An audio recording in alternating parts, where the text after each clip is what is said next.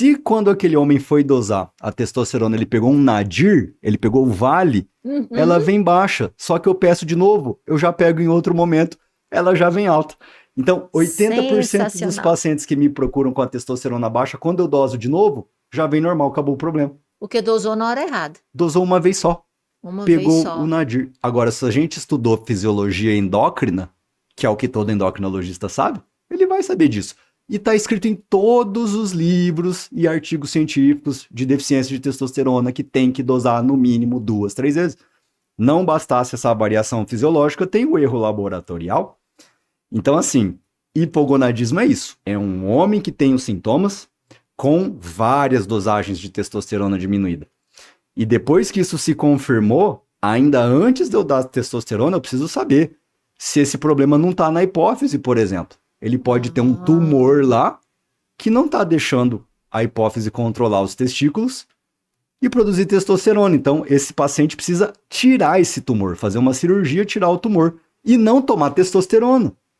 Entendi. Então, veja como é uma situação complexa. Muitos pacientes também me procuram tomando testosterona que realmente estava baixa e eles tinham um tumor na hipófise. Acontece que a hipófise mora debaixo dos nervos ópticos que saem dos olhos. Eles se cruzam em cima da hipófise. Se o tumor da hipófise começa a crescer e não é tratado, ele espreme os nervos da visão, as pessoas começam a perder visão. Caramba. Os pacientes chegam para mim depois de passar no oftalmologista, que foi porque estava perdendo visão. O oftalmologista fala, mas os seus olhos estão normais. Vamos fazer uma ressonância da cabeça. E aí o oftalmologista acha um tumor na hipófise. Caramba. Ou seja, prescreveram testosterona de maneira totalmente responsável, porque não acharam a causa do problema. Não investigaram como deveriam. E muitos outros pacientes têm a testosterona baixa porque estão acima do peso.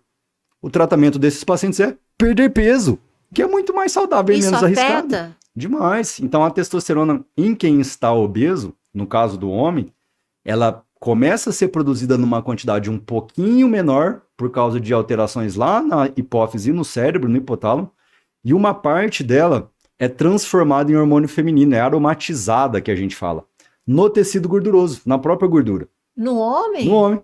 Então, assim, perde peso, a testosterona sobe de novo. Olha só, eu não sabia que tinha essa conversão, não, gente? Pois é, endocrinologistas têm que saber. Você não tinha a mínima obrigação mesmo.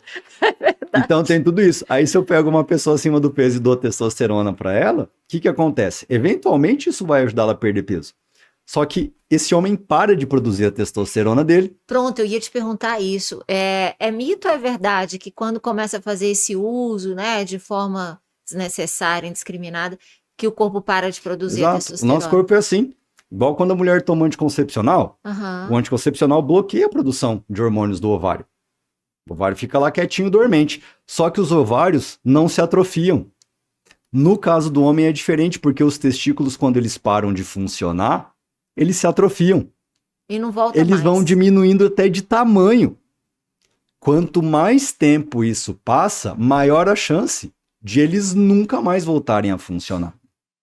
Então, mesmo que esse período de tempo seja pequeno e eles voltem a produzir testosterona e espermatozoides, que também param de ser produzidos, eles voltam numa produção um pouco menor já. Então, já tem um grau de atrofia. E esse grau de atrofia pode ser suficiente para fazer com que aquele homem fique dependente da testosterona para o resto da vida, porque ele não vai mais conseguir produzir a testosterona dele. E pode, em consequência disso, ficar infértil também. Exato. E pasme, hoje no Brasil, de todos os homens que precisam de testosterona, 45% precisam porque tomaram testosterona sem precisar e atrofiaram os seus testículos.